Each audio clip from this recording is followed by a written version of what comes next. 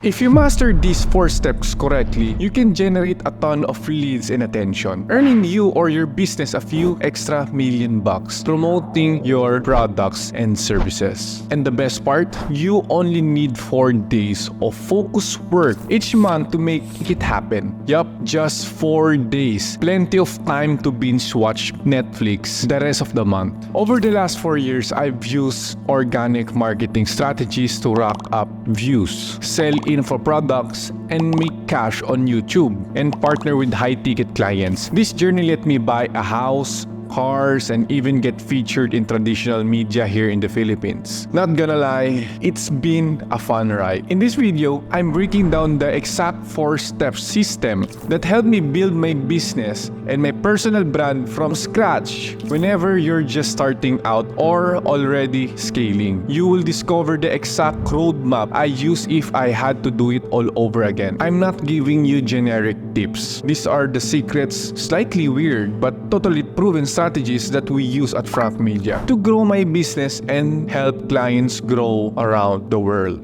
Before we dive in, let me be real with you. This won't be the most entertaining video ever. This is a sales funnel and it's meant to sell you something. I'm here to get your scheduled call, but hey, at least I'm going to honest about it, right? So let's get started. First off, why is building personal brand important? Well, imagine trying to get noticed in a crowded room where everyone is shouting for attention. It's like trying to scream louder than a toddler who didn't get their candy. It's not easy. That's the online market, full of noise, but no real proof of why anyone deserves attention. Now, imagine instead of shouting, you are just telling a compelling story and everyone turns their heads to listen. That's what a personal brand does. It makes you stand out in a crowded market. Whenever you're selling services, products, or ideas, your brand becomes your unique identity. Your brand is what sets you apart from competitors, allowing you to build a unique voice that resonates with your target audience. People will remember you, not just your product. A great example of this is Elon Musk. When Tesla was struggling, Musk's leadership helping save the brand. His personal brand brought credibility and resilience to Tesla. Now, imagine if Elon left Tesla. That would be a completely different story. Not would only Tesla lose its CEO, but the brand would lose its sparkle. And that's because people with a strong personal brands enhance their business reputation and value. That's the power of having a personal brand. Your personal brand is what sets you apart. It's more than just a business. It's your story. When people know who you are and what you stand for, they feel more connected to your story, and that connection builds trust and authority. No matter how saturated the market, your brand becomes the reason they choose you over the competition. Whenever you are an aspiring creator aiming for 1 million views, a small business ready to scale without ads, or a busy entrepreneur looking to grow your community with less effort, keep watching. You want success, to make millions, and to prove it's possible with the right personal brand, it is. But one problem most people have is they don't have the time to create content, and that's total.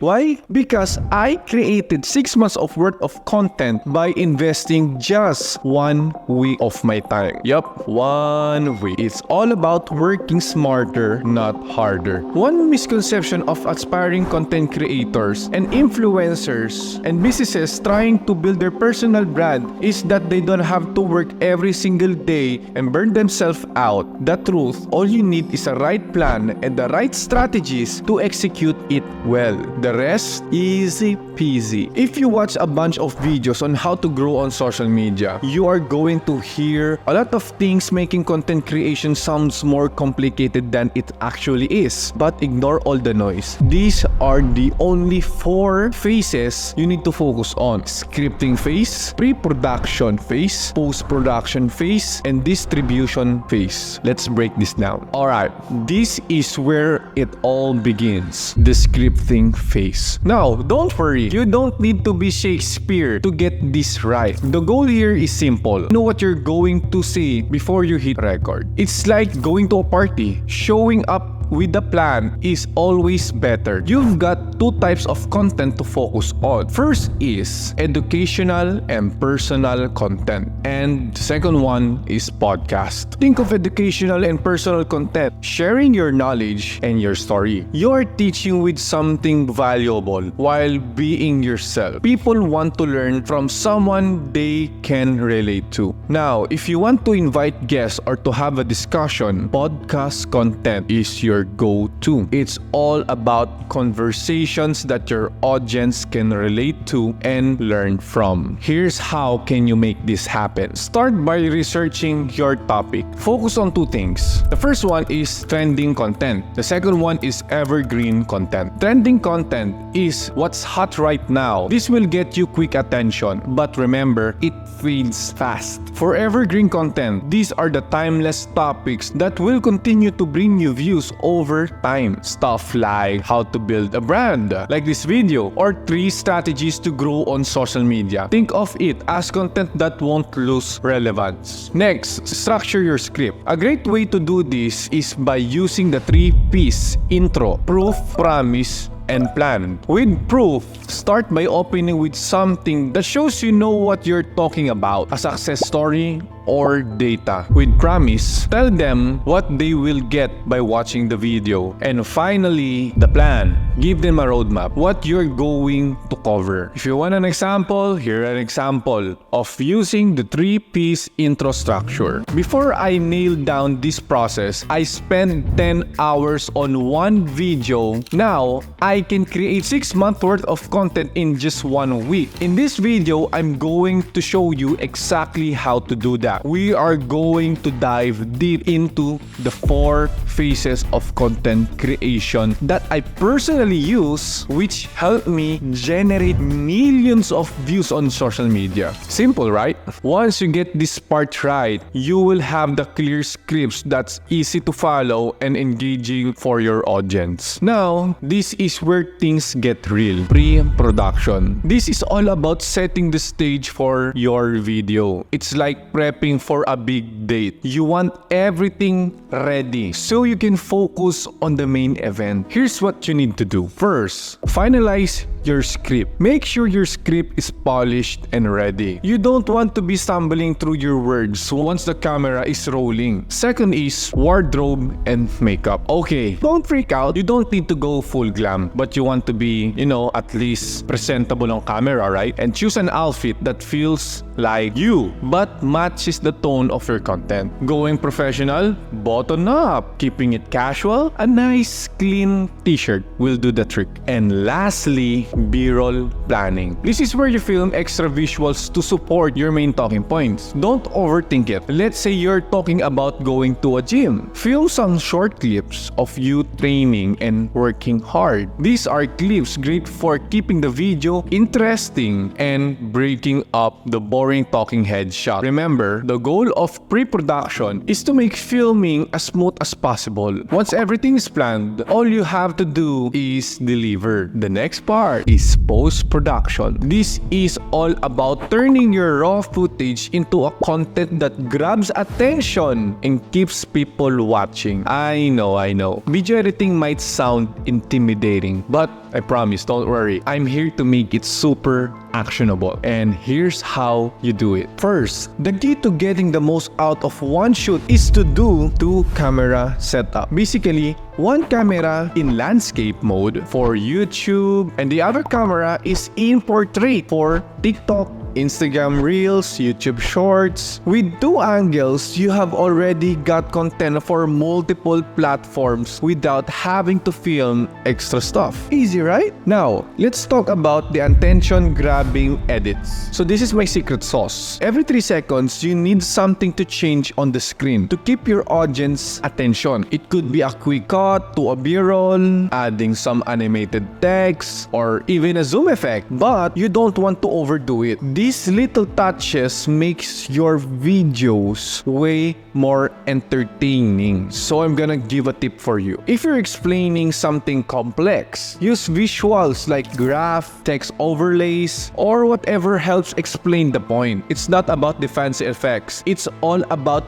clarity and keeping the viewer's attention. And finally, repurposing content. This one's a game changer. From that one long-form video, we're going to create tons of short clips for social media. Instead of filming something new every time, you're taking those golden moments and chopping them into bite-sized, scroll-stopping clips for TikTok, Instagram, and YouTube Shorts. By doing this process, you are essentially making one piece of content work for you in multiple ways. Long-form video on YouTube, check. Shorts, viral clips for TikTok and Reels, double check. This way, you're constantly showing upfront of your audience without spending hours and hours and hours creating new content. Alright, finally, we are down to the last phase of the content creation process. And this is what I call distribution phase. And this phase is my favorite. This phase is the reason why I'm so famous here in the Philippines. This is about getting your content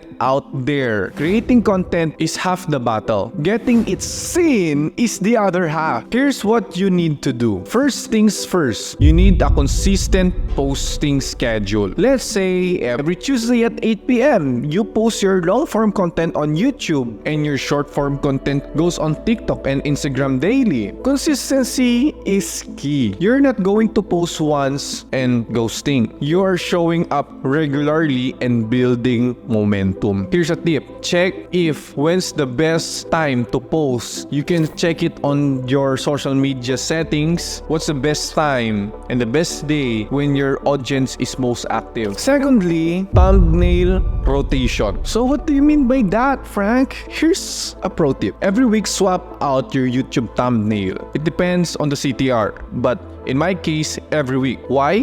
Because it keeps your content looking fresh. And what you can see which thumbnail performs better, sometimes it's the little things that makes a big difference. And finally, engagement. Don't just post and run. Engage with your audience. Reply to comments, ask questions, and keep the conversation going. Try running fun stuff like Lucky Share will get $100,000. Just kidding. But it's about where your viewers who share your content can win something cool. This helps boost visibility and gets people excited about engaging with your content. Posting regularly and engaging with your audience isn't just about getting views. It's about building a community around your brand. The more consistent and engaged you are, the more people will trust you, remember you, and ultimately buy from you. Now, you might be wondering, why haven't these steps worked for me in the past? It's simple. Most people don't have a clear system. They might try every tip and trick in the book. Hashtags, posting randomly, creating content without a plan, but they don't have a consistent structure that works long term. That's where most people fall short. This strategy I just shared with you is 100% foolproof. It's one thing to hear all these steps, but it's another to see one in action. One successful content creator doing this strategy is Gatsy. He creates multiple accounts, shoots one long-form video, and repurposes his content across different social media platforms. And with this strategy, I'm on my way to get my 300,000 subscribers on YouTube. And across multiple TikTok accounts, I'm pulling over 100 million views, not every year, not every quarter, but every month. And the best part, I haven't spent a single peso on ads. I just got a lot of potential leads to buy my digital product, just investing on my organic marketing. Think of it like this. Building your personal brand and scaling your business is like climbing a mountain. You're at the base. Looking up, knowing the peak is where you want to be. But here's the thing. If you try to climb the mountain without a guide, without a tour guide, guess what will happen to you? You are going to get lost. You might take the wrong path, waste time and energy, or even get stuck in the same spot, feeling like you're going in circles. That's why you need a tour guide. A tour guide is someone who knows the terrain, understands the quickest and the fastest way to get to the top, and avoid those costly mistakes along the way. And that is what we offer. We are already climbed this mountain. We know the path that works, and just as importantly, we know the pitfalls to avoid. Most people who try to go it alone spend their energy on the wrong things, creating too much content without a plan, posting inconsistently, or jumping on every trend without a strategy. That's why those attempts haven't worked in the past. But with our 4-step system, you have a clear path and a process that's been tested and proven to help you to reach the top faster without unnecessary detours. Our steps are different because we're not just giving you the map. We are walking alongside with you, making sure every step you take is the right direction. It's not about working harder. It's about working smarter, following a process that we know works. So here's the thing. If you want to fast-track your success without wasting time or burning your budget, you need a team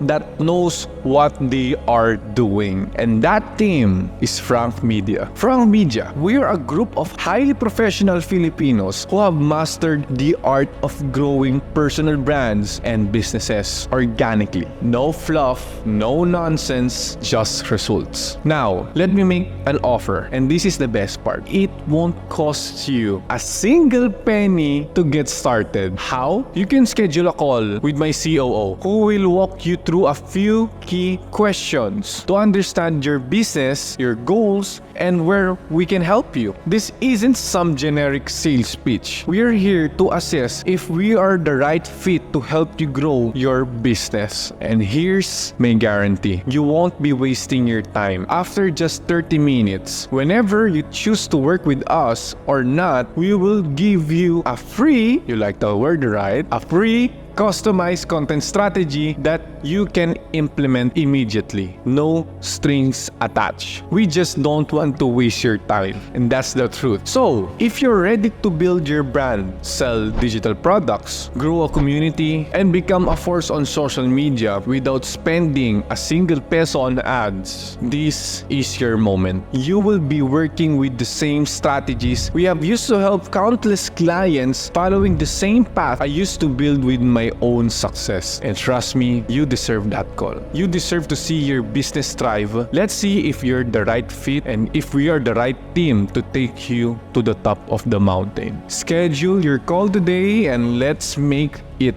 happen. Thank you for your time, and I look forward to helping you to reach the next level. See you and goodbye.